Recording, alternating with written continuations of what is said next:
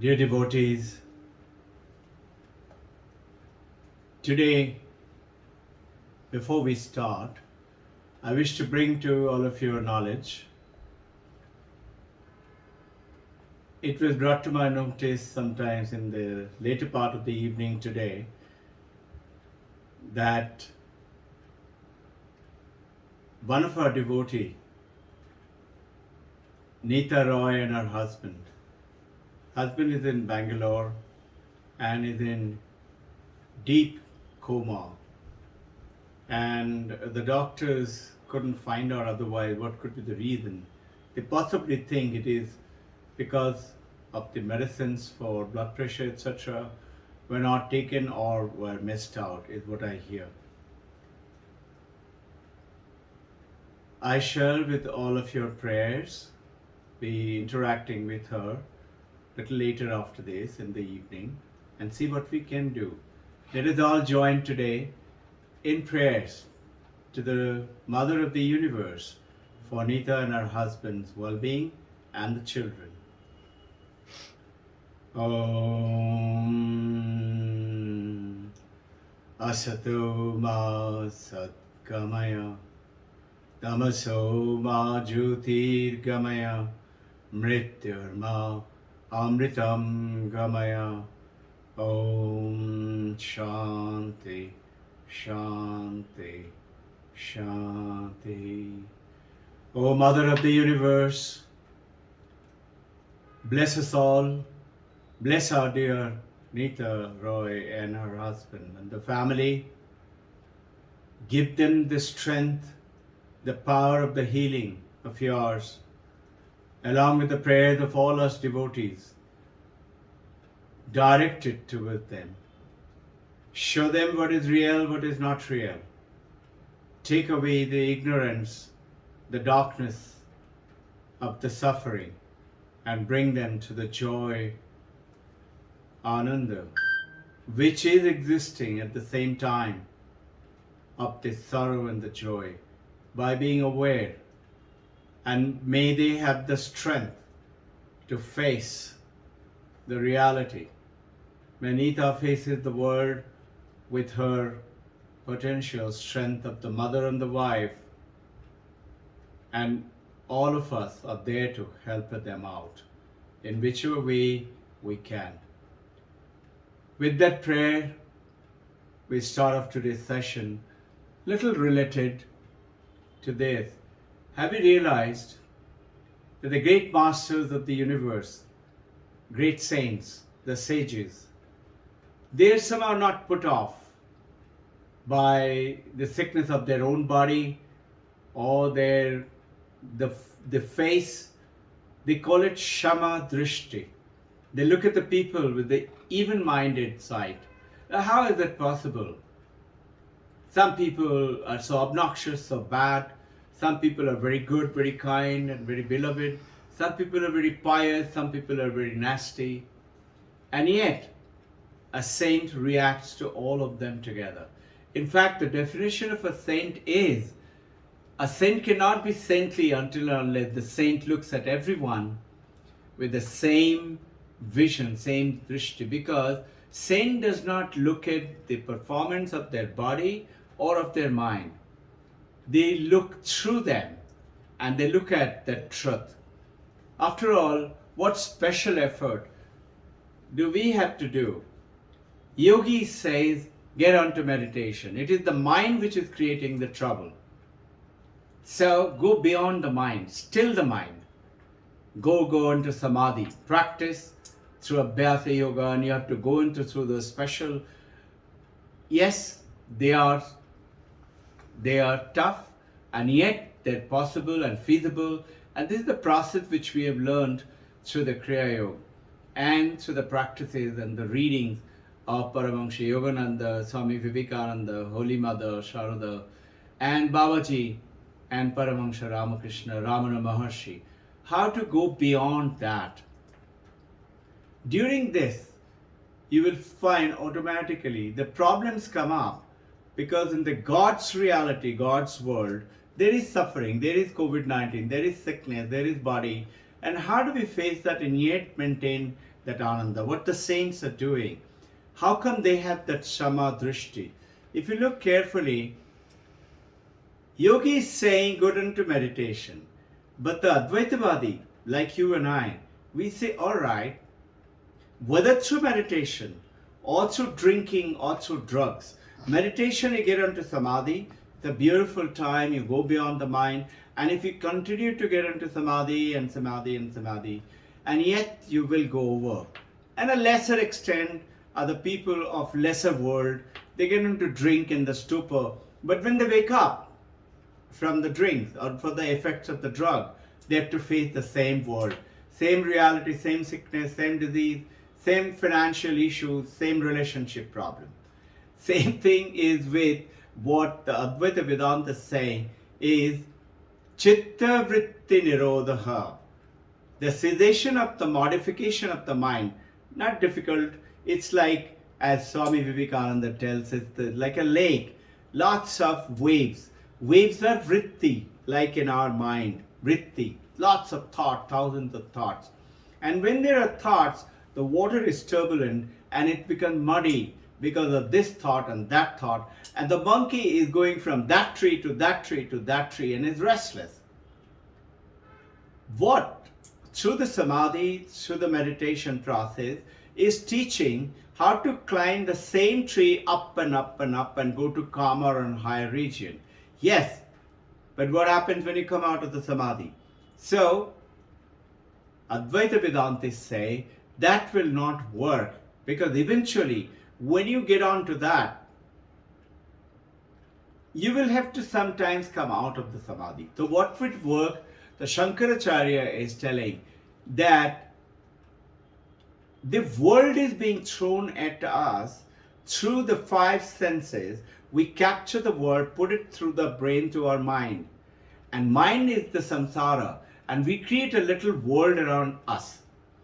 So there is Ishwara srishti world, Jagat srishti, and there is Jiva srishti world, which is around us, is now creating the world around us. What the Ishwara srishti never creates suffering and trouble for any one of us. Remember the same saying of the Himalayan yogi, Ishwara srishti kabhi kisi ke bure ke liye nahi hai. It cannot do any harm to anyone. But is it the Jiva Srishti? What is the Jiva Srishti? You will say, but I do not recollect contributing that this should be my life, and I will naturally not choose any suffering. So, the major work is done by Ishwara, God, in the Ishwara Srishti. In that world is even, but it depends on the work that you have done, your karma. And with that karma, that God is playing the major role and is creating your world. And this is the karma which you and I need to be aware of through the Advaita Vedanta, that is only the body and the mind. So what is the Advaita Vedanta saying? You are not your body, you are not your mind. After all, I have to still suffer through this body and the mind. Yes, but the saintly people who have the shama drishti, they realize I'm not this body, I'm not this mind. I am that supreme power which is experiencing the body and the mind. Example, this is the clock. You are seeing that clock. Close your eyes. You still see the clock in your eye. Now, open your eye. See the clock again. Now, is this an experience? Eye is seeing with the consciousness of the mind and the brain going into the consciousness. With the power of the consciousness, that eye picks up this image, goes into the brain, through the optic nerve, through the mind, and mind memory tells us this is the clock. It is an experience. Now, your question is, as an Advaita Vedantist, what gave me that experience? How did I come to see this? Through the Advaita Vedantist, you know, it is by the consciousness. If I'm unconscious, if I'm in coma, I cannot experience the world. World is shut off. So now, The major problem is created around us is us not realizing that I am that consciousness which is experiencing the world. Shankaracharya is explaining beautifully that it is like molten copper. When you make the bronze god and pots and things like that, you put it in the casket, the molten copper. When it cools off, you break the casing, and the molten statue or the jug or whatever comes out. Just like that, the way we pick up the world with our five senses, through the brain and through the mind,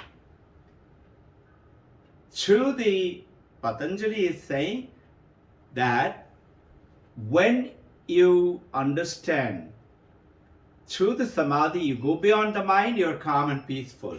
But yes, you have to get on to more and more and more nirantarya to continue to do these practices.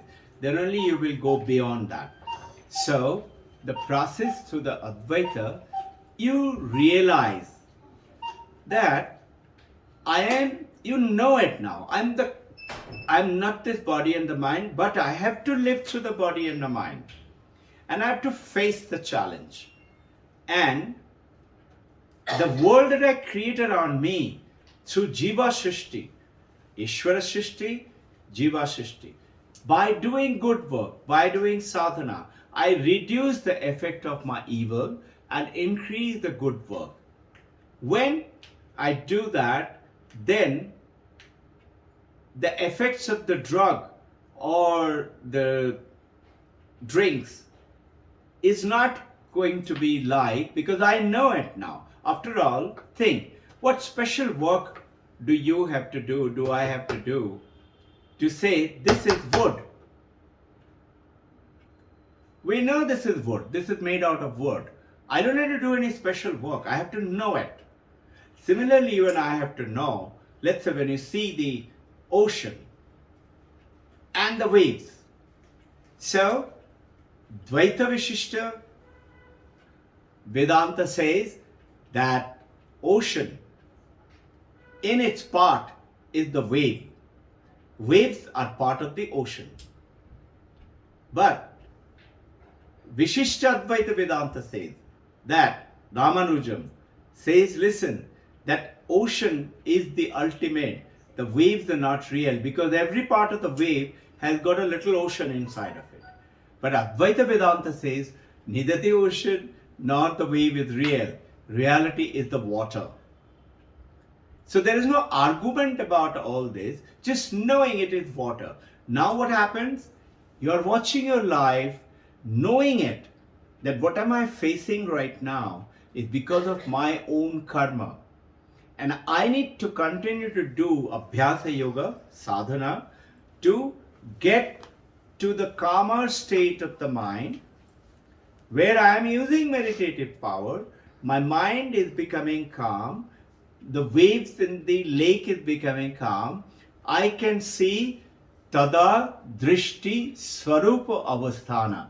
Patanjali in the 4th stanza says that you see yourself, your true self. What is that? It's the consciousness, which is calm. Consciousness is not affected at all. After all, what happens is we are creating our world around us, right? Which is the Jiva srishti. With our mind, with our brain, with our eyes. I like this, I don't like this. You know that 5 elements of the world, which is given in all our spiritual texts, of this earth, ether, water, etc., fire, has created this human body. Now with this body, once I orientate myself with the body and the mind, I start to look at this God's world. What heat outside is, I don't like it. I like the air-conditioned room. I like that person because she or he always says nice things about me. And I don't like that person because that person is always criticizing me. These are called Priya, Apriya. Let's take an example of, let's say, iPhone 14. Those who go ahead and get their iPhone 14, they're so happy, joyful. And Those who don't get it, they are very sad about it and bottled up to their grief. But that is Priya, Apriya. Priya who gets it is very happy.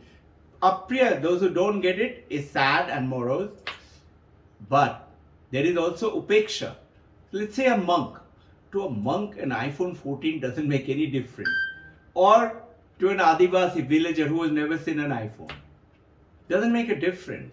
So, Priya, Apriya, Upeksha. These are the three things is making this world, and I create my world around, that is the Jiva Srishti world.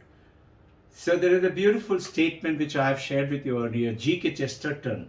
He's saying, if the hammer of a higher God can smatter, that break that little world that we create, how much more of me do we have, and how divine will be going to feel about it? How much more of goodness will come around us? And this is what you and I need to realize. We don't have to run off. We have to play the role in the role that you and I are. Being in that role, playing the role of a son, of a daughter, of a wife, or a husband, and a mother, and a son, or a husband and a father, we continue to play knowing that my duties are to be recognized to be that which I am playing the role of a son, role of a professional, role of a wife, role of a mother. But I know I'm playing the role like in the TV screen. Have you ever realized, thought of it, which is that place where you enjoy suffering? It's in the movie where you given even Oscar award and to the director who is, let's say, creating tremendous. California is going under the sea because of a great flood, or King Kong or Dracula is destroying the world, or Eiffel Tower is broken down by King Kong, and we say give an Oscar to the director. Suffering, when you look at your real life, like a shama drishti of a saintly person who knows that this is not real, this is the body and the name, and reality is what is within me. After all, that consciousness has no priya, no apriya, no upeksha. It is least bothered whether it is hot out there or a cold out there. It doesn't make any difference. It's like that water, whether it is the ocean, or it is the wave, or it is the moisture, or it is the cloud, it doesn't make a difference. It is water everywhere. It's like the sunlight. Very good example. Sunlight falls on dirty something on the road, dirty puddle of water. Sunlight dries it up, but sunlight does not become dirty. Sunlight falls on a pitcher of wine or whiskey, it doesn't get drunk. Neither does sunlight become holy when it falls on holy river Ganga.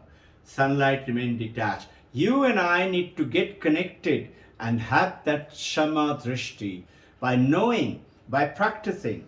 Yes, we have to continue to appearing that we must not stay at the level of appearance. I'll give you a small story. It's a very nice story. There is a merchant who is to borrow money from another rich guy who is to lend money. And the merchant is to keep on borrowing money and trying to pay back, but the guy who is to give the money, his interest rates were such that, you know, you've heard about these stories in many countries, and in India it used to happen, that those sharks will continue to give the money and the debtor who's taken the money can never pay back. Eventually one day that loan sharker caught this businessman, said, I come to know you have a very pretty daughter. I am ready to waive off all your debts provided you allow me to get me married to your daughter. Now, this loan sharker guy firstly was a very mean guy, and it was very ugly looking, and the father of the businessman, who was a very clean, good person, good guy, very spiritual guy, and he had a very pretty daughter.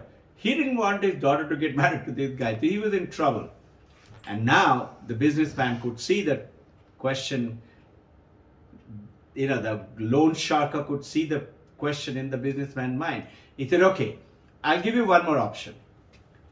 As we are standing here right now, there are a lot of black stones, a lot of white stones. I'll pick up 2 stones in my hand. If your daughter can choose the white stone and say, this is the hand which has got the white stone, then I will not marry your daughter, I will forgive you, and I will remove your debt also. Total forgiveness. Great offer. But if she chooses the black stone, which is on my, he didn't say which hand, which will be in one of the hand, then I will waive off your loan, but you will have to give me your daughter for marriage. Now, the businessman had no option, because if he doesn't agree, this guy can create a lot of trouble. He kept quiet. The daughter was very smart. Daughter was looking at this loan shark, and loan shark, what he did, he bent down and he picked up 2 stones, and daughter noticed, which father didn't notice it. Daughter noticed that the loan shark had picked up both, with his dirty mind, both black stones in his hand. Daughter noticed it. Now, daughter has to make a choice. She has choice. One choice, she tells the father, father, he's cheating us. He's got both black stones. And if she says that to the father, father has got no other way to object. And if you object, the loan sharker can impress upon him to pay up the money. That she doesn't want. The other thing is, she chooses to get married by choosing one of the black stone and spoils her entire life. And the third choice is to make, with her consciousness, a smart action. So what she does, she says to the loan sharker, give me both the stones in my hand. I'll not see them. She takes both the stones in her hand, and as she holds it close, she puts it behind her back and she lets one of the stone fall. She said, oh, one of the stone fell. Anyway, the stone which is there in my hand is not the one which I chose. The one which fell is the one which I chose. So, since there is only black stone and white stone, if the stone which fell is a white stone, then I will have black in my hand. And if the stone which fell is the black stone, then I will have white in my hand. So right now, the one which I have dropped is the one that I have chosen. Understand? The one which I have dropped is the one which I have chosen. The one which is in my hand is the one that I don't want. Very smart girl. So she said, I'll open my hand and you see which is that stone. She opened and it was a black stone. Now the loan sharker lost because it is the black stone. He can't say that I picked up both black stones. So the other one has to be the white. So the daughter won and father's all loan was waived off and daughter didn't have to marry him too. Just like that, you have to become consciously aware and make the right choices. The right choices is what is the becoming shama drishti. Become aware that argument of those who do the yogic practices only, they say it will never work. Why? Because open your eyes, all you see is duality. Where is non-duality? Advaita Vedanta is non-dual. Consciousness alone is true. That is Brahman. And the dualist is saying, look at everything. People, men, women, objects, things, everything is dual. It will never work. So, there is good and there is bad. Then how can you deny the evidence of your own eye? So, this is where the shama drishti comes in. That Advaita Vedanta says, truth is only consciousness, bliss and existence. Sat, Chit, Ananda. The other things are apparently. So, the ocean, the wave, the water, the froth is not real. Real is the water. The presence of the wood on this table is real. Table is not real. It is taken a form, isn't it? Let us take on these examples. Like, look at a pot, clay pot. Where is the clay in the pot? You will say, it is made of clay. I said, okay, where is the clay in the pot? You say, it is inside, it is outside, it is it. But clay is clay and pot is pot. In other words, consciousness is consciousness and this body, mind and form is real. Duality, no? So, both are real. Clay is also real, pot is also real. Both are real. Waves are also real, ocean is also real, water is also real. These are the Dvaita Vishishta Vedanta talks about. So Advaita Vedanta said, alright, this is called shama drishti. Understand it, think about it, and we will talk more on this Sunday. Advaita Vedanta said, alright, both are real, no? Pot is also real, clay is also real. So what I will do, I'll take the clay, you keep the pot with you. Did you get it? I will keep the clay, you will take the pot. There can be no pot without the clay. There can be no ocean, no wave without the water. There can be no you or me without the consciousness. The moment my consciousness is zero, I am dead. Slightly better, I am in coma. Slightly better, I am unconscious. Slightly better, I have been injected for operation, lying in the OT, but I can't see anything in the world. I am unconscious. Slightly better, I am in deep sleep. Slightly better, we are awake, but we are confused. Ajnana. And with that ajnana, we are looking at the world and think appearance is everything. It is the clay which appears to be the pot. It is the water which is appearing to be the ocean or the wave. It is the consciousness which appears to you and me. Let us all, with this understanding, pray to the Supreme Consciousness, with the supreme power of the Divine Mother, Mother of the Universe, to Nita Roy and her husband, and to all those who are suffering about thus, to heal them, to create a miracle, and may this awaken that giant from within them, that the consciousness which has the power to heal anything. Om Shanti, Shanti, Shanti. Jai Guru.